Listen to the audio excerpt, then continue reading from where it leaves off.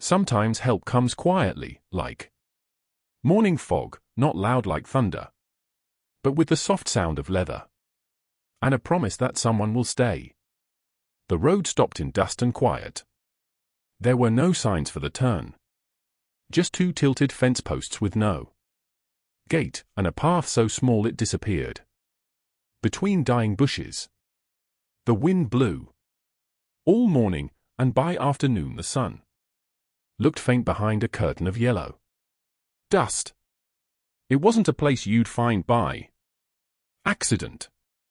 You had to be lost to get there. James rode slowly. He never hurried. His horse was tired from the long trip south, but he let her choose her speed. The saddle squeaked, his rifle hung on his back, water bottle swung at his side. He hadn't spoken in 3 days, not even to his horse. There was no need until he heard a cry. It wasn't loud, just a soft, shaky sound, like wind stuck in something empty. James stopped, turned his head, and listened. Another cry. Then silence, then a faint baby's whimper, mixed with the cold. He got off his horse, tied her to a bare tree, and walked through dried bushes and broken fence pieces. The air smelled like rusty metal and sticky pine, like a forgotten place. Then he saw her. Nora was tied to a rough post, her arms behind her back. Her dress torn at the sleeve, dried blood on her forehead. Her full body leaned against the ropes that hurt her wrists. She was the kind of woman people in town talked about, with a shape her late husband loved, but his family made fun of. Her face was half hidden under messy dark hair, tangled like tree roots.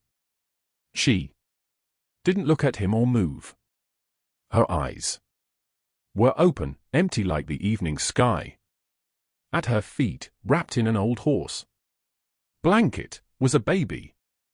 His cheeks were pink. He fussed weakly. A boy, only a day or two old. He sucked on the blanket's corner, blinking slowly, like the world already made him tired. James didn't speak. He knelt down. Her lips moved a little. A dry, rough sound came out, like gravel. "Don't take him," she said.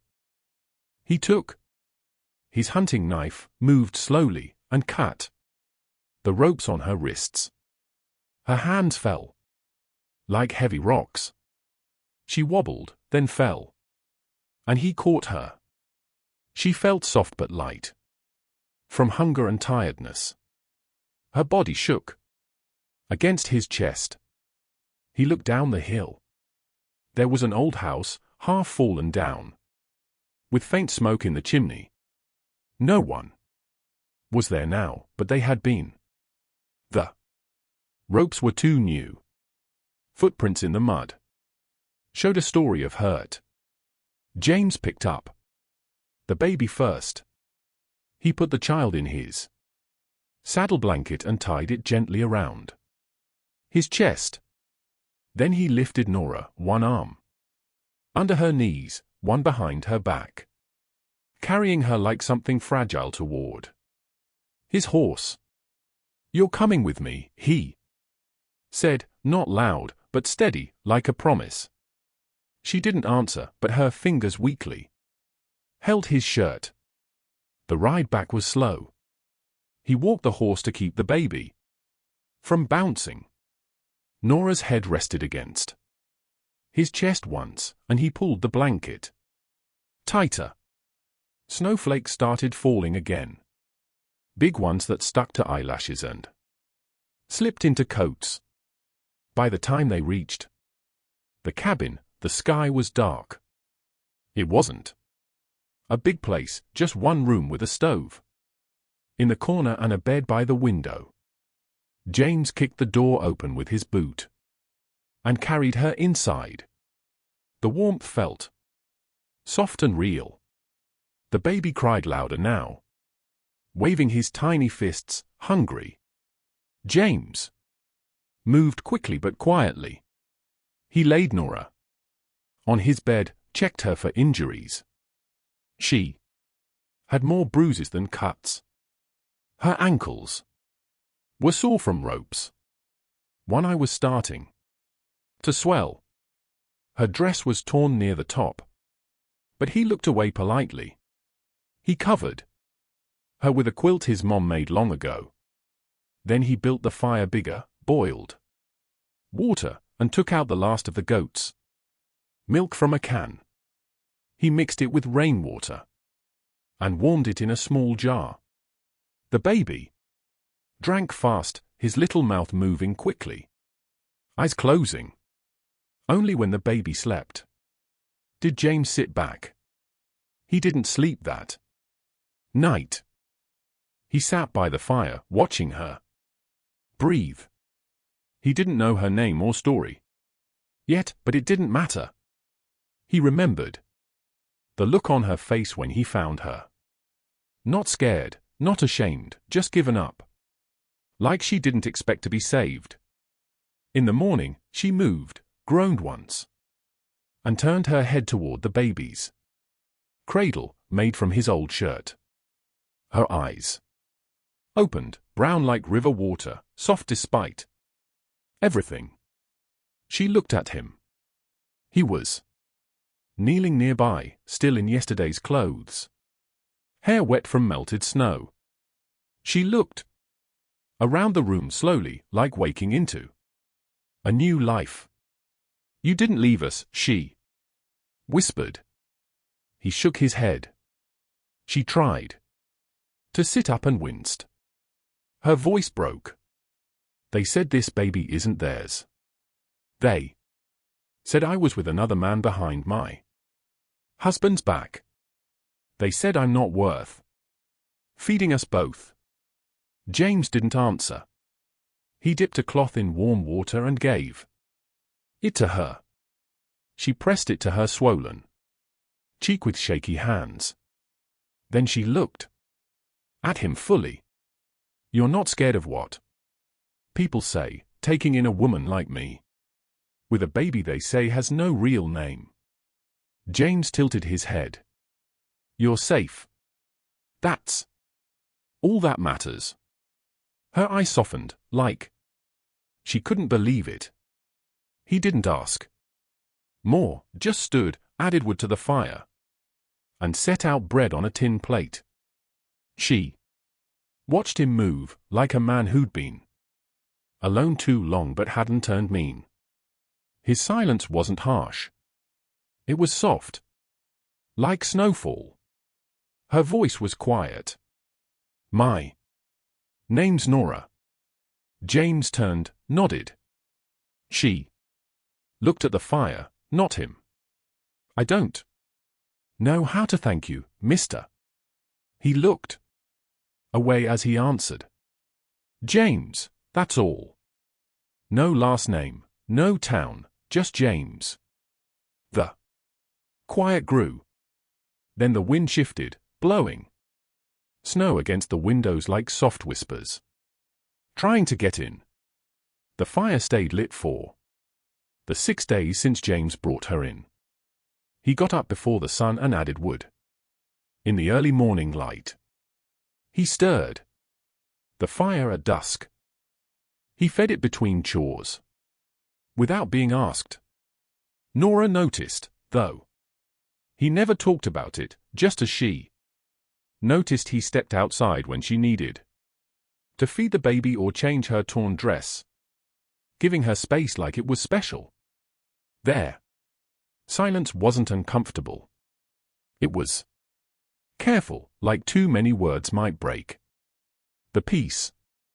By the end of the week, Nora could walk without wobbling. The bruises on her neck faded from purple to yellow. Her wrist, once red from ropes, could move without pain. She wore James's extra flannel shirt, sleeves rolled up, and a skirt she made from 2 patched pillowcases. It didn't fit her full body well, but she didn't complain. Her voice was always careful, like she was afraid of taking up too much space. The baby, she called him her little snowbird, slept more and grew pinker in the cheeks. James carved a wooden rattle from pine scraps without telling her. He left it on the windowsill one morning and said nothing. When Nora found it, her hand paused over the carved flowers on the handle. Her mouth opened, like she might cry, but she didn't. She put it in the cradle and went back to folding cloth. That's how they talked. With actions. Each day, James rode out before noon, always back by dark. He'd bring feed, chopped wood, or bits of cloth from town. Nora never asked what he did. She guessed ranch work, maybe trading, but wondered if he was keeping them hidden, protecting them. The town hadn't come yet, but silence could build like storm clouds. One morning, she asked if he needed help. He didn't answer right away, just gave her a long, steady look, like he wasn't sure how to respond. Then he handed her a bucket and nodded toward the well. She smiled for the first time in days. The bucket's weight made her feel steady. Her body was still soft, still the shape that brought mean words, but her steps got stronger with purpose. Outside, the air smelled like melting snow and pine. Ravens flew low between branches, their wings quiet but heavy. Nora filled the bucket, splashing some on her skirt. She didn't care. When she turned back, she saw Mrs. Evelyn Parrish by the road, with a mule and a face full of questions. Evelyn was a widow who thought her visits were a gift. She had sharp eyes, thin lips, and a bonnet she never took off, even in wind. Her mule wore a red blanket with her initials. She always brought jam that tasted more like vinegar than berries. Well, Evelyn said, looking at baby clothes drying on the porch, you look too alive for someone your husband's family said was gone. Nora gripped the bucket tighter. Evelyn's eyes narrowed. Is James inside? Nora nodded. Evelyn stepped closer. Her voice dropped. People in Mississippi are talking about him keeping you here with a baby they say has no real name. Nora stared. His name is Thomas, after his father. Evelyn sniffed. A name doesn't mean much if the child has no claim to it, dear. They say that baby came too soon after your husband died or too late, depending on how you count. She smirked and turned toward the house. Tell James I brought flour. Thought he might need it, feeding two people who aren't his job. Then she got on her mule and rode off slowly, leaving Nora with the sting of shame in her ears. James came out moments later, having seen from the window. He didn't speak, just took the bucket and carried it inside. That night, Nora sat long after the baby slept. She didn't rock in the chair, just stared into the fire while James fixed the door's hinge. Finally, she spoke. They'll never stop saying I don't belong, that this baby is somehow wrong. James kept working. You belong here. She shook her head. Not here. Not in this town.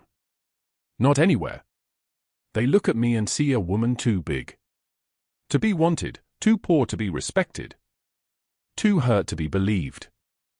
He paused, set the hinge down gently. I don't care what towns say.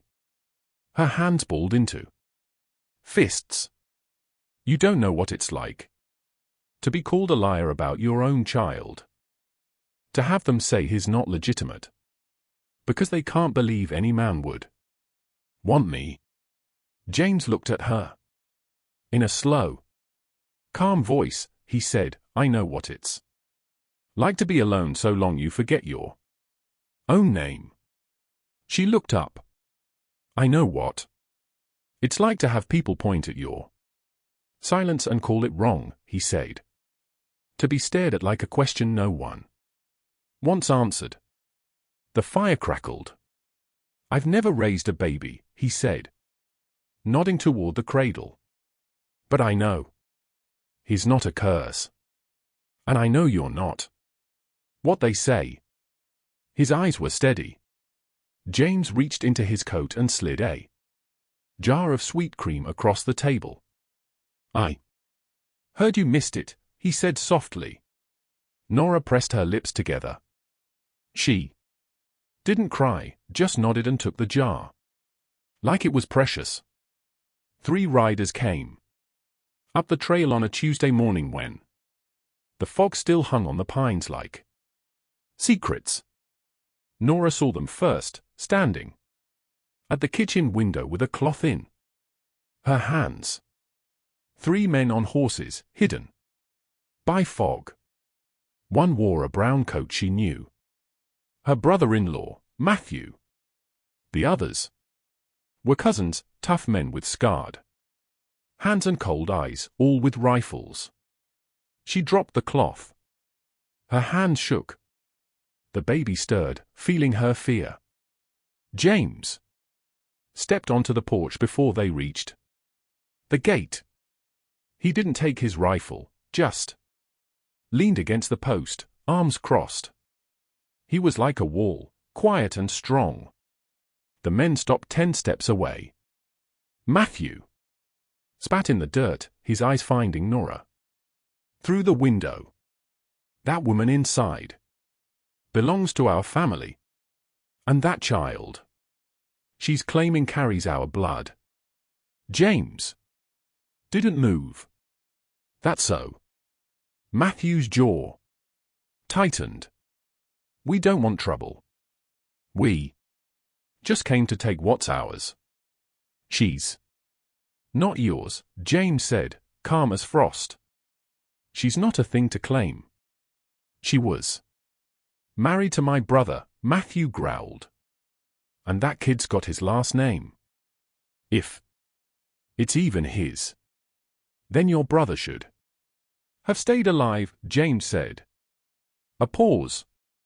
One cousin shifted in his saddle. Another clicked his rifle's hammer. Look at her. Matthew sneered, pointing at the window. You think my brother would have touched that? She's twice the size she was when he married her, eating us out of house and home. That baby came too early or too late. Either way, it's not ours to feed. I don't want this to get ugly. Matthew warned, hand on his gun. James stared with the same quiet strength Nora knew.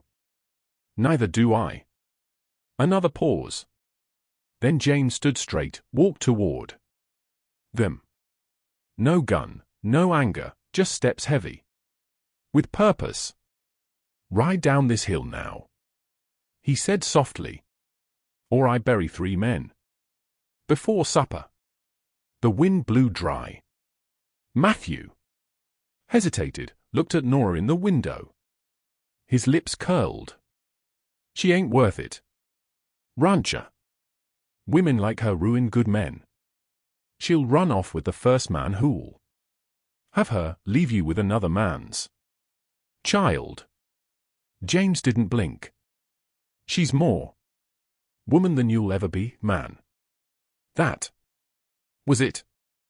Matthew pulled his reins. The cousins followed. 3 shadows faded into fog and trees. James watched them go, then stood on the porch for a long moment. Only then did he come inside. Nora hadn't moved from the window. Her breath fogged the glass. Her arms were crossed over her chest, like holding herself together. "I didn't ask you to fight for me," she whispered. "I didn't do it for you." She turned, surprised. He looked at her, steady, kind. "I did it because no one should have to beg to be left alone." She swallowed. Her voice broke. "They'll come back. I know. And next time, they'll bring more men. They'll say I tricked you, that I'm using you to hide my shame." She nodded, then went quiet. That night, she couldn't sleep. She sat in the rocker long after the baby slept, twisting her dress's hem over and over. The fire snapped. Outside, the wind changed. James sat by the hearth, sharpening his knife. "I don't belong anywhere," she said quietly. "You belong here." She looked down. "I've never belonged anywhere," she whispered. "Not with my husband. Not in his family's house. I was something to marry, something to have children. That's all. And now they won't even let me have that. They say this baby isn't real." Jane stood, walked to the stove, poured warm water into her cup. "You're not something," he said. "You're someone." She took the cup with shaky hands, sipped, closed her eyes. "I'm tired of running." "Then stop." His voice was simple, sure, like a truth the earth always knew. "I don't know how." He knelt beside her, one knee on the floor, one hand on the cradle's edge. "You stay. That's how." Her breath caught. She turned to him slowly. Her eyes shimmered, not with tears, but with something older. Hope. A wish. With no name. James didn't reach for her. He just sat there, solid as stone. She touched his hand. Their fingers didn't hold, just touched. And still, it felt heavy, like it took her breath away. For the first time since her marriage, her husband's death, and the rope marks on her wrists, she felt seen. Truly, quietly, completely seen. She looked at his rough, still hand. "I'm not ready," she whispered. "I know. And I may never be. I'll still be here." She looked up. "Why?" He stood, walked to the fire, then said softly, "Because you stayed when you could have left." A letter came on a Tuesday, brought by a red-faced clerk on a stubborn mule. It was from a cousin on Nora's mom's side, one of the few family ties she still had. Word had spread about her situation, carried by travelers and church gossip. The cousin offered her a home, a nursemaid for the baby, money from a forgotten grandfather's will, comfort, her own room, a new name for the child, a fresh start without James. Nora held the letter like it might burn. James didn't react when she showed him. Just read it once, folded it, and gave it back with a nod. His eyes were quieter than usual. He didn't ask her to stay or say her name. He just went outside and started preparing her horse. By noon, her bag was packed. She sat with it on the porch beside the cradle, watching the sunlight on the trees. The baby napped beside her, one thumb in his mouth, one Tiny fist curled like he was ready to fight the world. James came up from the barn and placed a package beside her. Cheese, bread, water, a spare wool blanket. He didn't sit, just nodded. "You'll be all right," he said. She blinked slowly. "And you?" He looked at the far-off ridge. "I was all right before." She flinched. Not at the words, but at the kindness. He still spoke them with. "You're not going to stop me?" He shook his head. "Was never my place." She looked at the baby. "He likes it here. He'll like wherever you are." She stood, unsure how her legs worked. Each step felt heavy, like her heart hadn't caught up with her body. At the porch edge, she turned back. "Do you want me to go?" He met her gaze. Something broke in his face, not weakness, just truth. "I want you to stay," he said. "But only if you want to." Her throat tightened. "And if I stay, I'll build you a life," he whispered. "A quiet one. One you don't have to survive." Her knees almost gave out. James looked at the baby, sleeping peacefully. "You've got a son. Who needs a man to watch over him like sunrise and supper? And I've got hands that haven't done anything good until you gave them work." She laughed through tears. He stepped toward her, not still, but with fire in his chest, the kind that warms, not burns. "I don't have a ring," he said. "But I've got a home that knows your name. And a fire that waits for your hands to tend it. That's what I can give you." She dropped her bag. The sound was soft but final. Her face crumpled, not in sadness, but in giving in to hope, to safety, to him. When James reached out, she didn't pull away. She walked into his arms like a woman who finally believed she belonged there.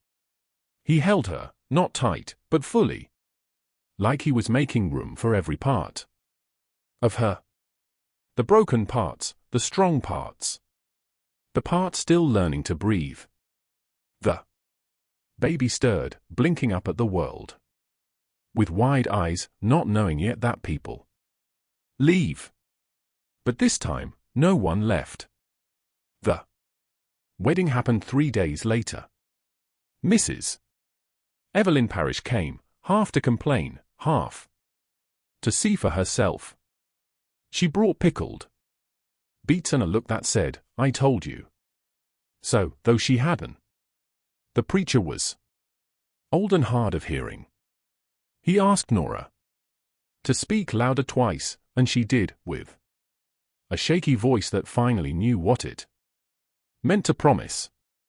James said nothing fancy, just looked at her like she was the only thing that made sense and said, "I choose you every day, even the hard ones." They kissed. The baby squealed. The pine trees swayed in the breeze. That night, they sat on the porch under a sky full of stars. James took off his boots, leaned against the railing, legs stretched out, hands behind his head. Nora sat cross-legged beside him, the baby asleep in her lap. They didn't talk for a long time. Then James said, "You never told me what you wanted." "Not once." She looked over. "That's because no one ever asked. I'm asking now." She smiled. "I want quiet days. I want bread that rises and a son who doesn't learn to hide. I want a man who doesn't make me earn safety." He nodded. "Then that's what we'll build." She leaned her head on his shoulder. The fire inside burned low but steady. Far off. A coyote howled and got no answer. Here, in this small corner of a big, lonely world, the silence held no sadness anymore, only peace, warmth, and the sound of a child breathing softly beside two people who finally found what they never dared to ask for: a home that stayed. The wind changed. It no longer howled like something hurt. It sighed, soft and low, like the land was resting. And in that quiet, Nora breathed easier. Her hands didn't shake when she reached for the cradle. For the first time in years, she didn't feel like she was living in someone else's shadow. She was building something here, something not fully said, but real. James watched her from across the room, eyes calm, waiting, not rushing, for her to find herself in her own time. Outside, snow swirled against the window, but inside, the fire kept burning, and the silence was warm. Before you go, tell me where in this wide world you're watching from. Drop your city or country in the comments. I love knowing how far these Wild West stories travel. And if this tale of quiet courage and second chances touched you, leave a word for Nora, or for the kind of man who doesn't need noise to be strong.